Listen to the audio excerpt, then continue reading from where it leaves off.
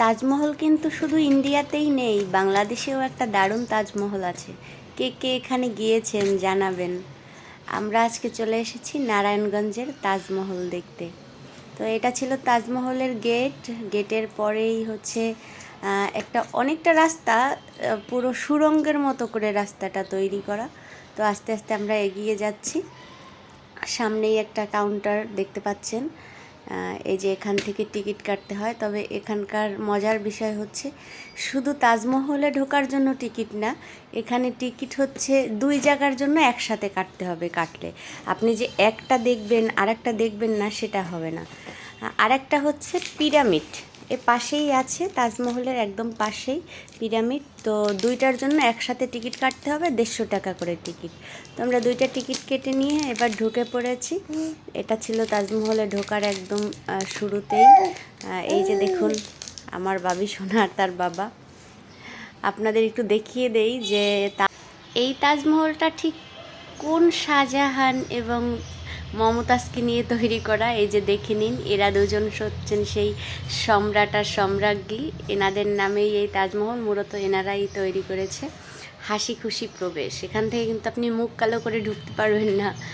এই যে একটু একটু দেখা যাচ্ছে, দেখুন তাজমহলটা। তবে আমি তো ইন্ডিয়ার তাজমহলটা দেখিনি, তাই ওটা কত সুন্দর জানি না। তবে আমি যেটা দেখেছি এটাই আমার কাছে বেস্ট। কারণ বাংলাদেশের মধ্যে এরকম একটা তাজমহল সত্যিই আমি আশা করিনি। অনেক সুন্দর ছিল, সত্যি সত্যি। এর পরিবেশও অনেক সুন্দর, আশেপাশে সব কিছু অনেক সুন্দর। তাজমহলটাই অনেক সুন্দর করে তৈরি করা। দেখতে পাচ্ছেন চারিপাশ থেকে এত সুন্দর করে গাছ লাগানো আর এত স্বচ্ছ পরিবেশ, সত্যি দারুণ। এখানে কোনো অসামাজিক কিছু আমার চোখে পড়েনি।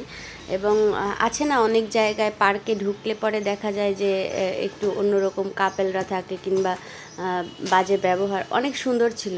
আর এখান থেকেই একটা চিপা গেট ছিল, যে গেট থেকে বের হয়ে যেতে হয়। তো সেটা আমি পরে আর এজন্য দেখাচ্ছি না। গেটটা খুব একটা সুন্দর ছিল না বলে আমি ওটা নেইনি। তো চলে এসেছি কিছুটা কাছে তাজমহলের। আমি আপনাদের বিভিন্ন অ্যাঙ্গেল থেকে দেখাচ্ছি যে এটা আসলে কীরকম দেখতে হয়। আমি এরপরে তাজমহলের উপরে উঠেও আপনাদের দেখাবো। এখানে উপরে উঠে দেখারও সুযোগ আছে।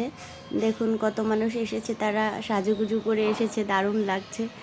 তবে আমরা যখন গিয়েছি তখন কিন্তু একদম দুপুর ছিল। দুপুরেও যে এত মানুষ থাকবে আমি সেটা বুঝতে পারিনি। হয়তো এরা সবাই দূর দূর থেকে এসেছে আমাদের মতো।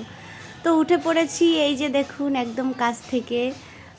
দারুণ লাগছিল, আসলে অনেক সুন্দর ছিল এটা।